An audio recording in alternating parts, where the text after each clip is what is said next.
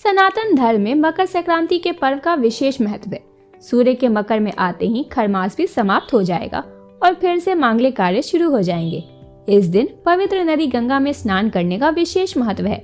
ऐसा करने से मोक्ष की प्राप्ति होती है और अक्षय पुण्य का फल प्राप्त होता है।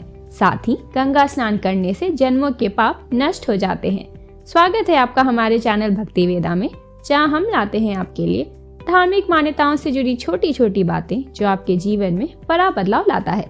आज के इस वीडियो में हम जानेंगे मकर संक्रांति के दिन गंगा स्नान करने का क्या महत्व है। मकर संक्रांति के दिन ही माँ गंगा धरती पर अवतरण हुई थी और राजा भागीरथ के पीछे पीछे कपिल मुनि के आश्रम से होती हुई गंगा सागर में पहुंची थी। इसके पीछे एक कथा है। कथा के अनुसार प्राचीन काल में सूर्यवंशी चक्रवर्ती सम्राट सागर थे। उनकी 2 रानियां थी। उनकी एक रानी केशनी से उन्हें एक पुत्र असमंजस था, तो दूसरी ओर से 60,000 पुत्र थे। एक दिन राजा सागर ने अश्वमेघ यज्ञ का आयोजन किया, जिसके लिए उन्होंने अपने घोड़े को छोड़ दिया, जिसको राजा इंद्र ने चुराकर पाताल लोक में कपिल मुनि के आश्रम में बांध दिया। राजा सागर ने तपस्या की थी। राजा ने अपने 60,000 पुत्रों को घोड़े की खोज कर लाने का आदेश दिया। जब उन्होंने कपिल मुनि के आश्रम में घोड़े को बंधा देखा तो उन्होंने आश्रम पर हमला कर दिया।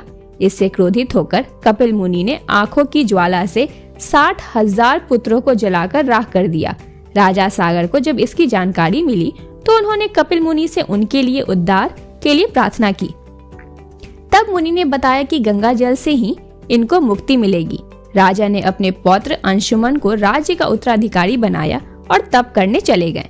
इसके बाद अंशुमन के पौत्र राजा भागीरथ ने अपने पूर्वजों की आत्मा की शांति के लिए कठोर तपस्या की, जिससे प्रसन्न होकर माता गंगा ने उनकी प्रार्थना को स्वीकार कर लिया। लेकिन गंगा धरती पर कैसे आए और इनकी धारा इतनी तेज थी कि धरती पर तबाही ला सकती थी। इसके लिए भागीरथ ने एक बार फिर भगवान शिव की तपस्या की और मदद की गुहार लगाई। भगवान शिव प्रसन्न होकर भागीरथ की मदद की। उन्होंने अपनी जटाओं में गंगा जी को धारण किया और वहां से धरती पर जाने के लिए कहा। शिव जी की जटाओं से निकली गंगा धरती पर मकर संक्रांति के दिन पहुंची थी। गंगा जी धरती पर गंगोत्री से आई और भागीरथ के पीछे पीछे कपिल मुनि के आश्रम पहुंची, जहां राजा सागर के 60,000 पुत्रों को मुक्ति मिली। यहीं से वह गंगा सागर में मिल गई।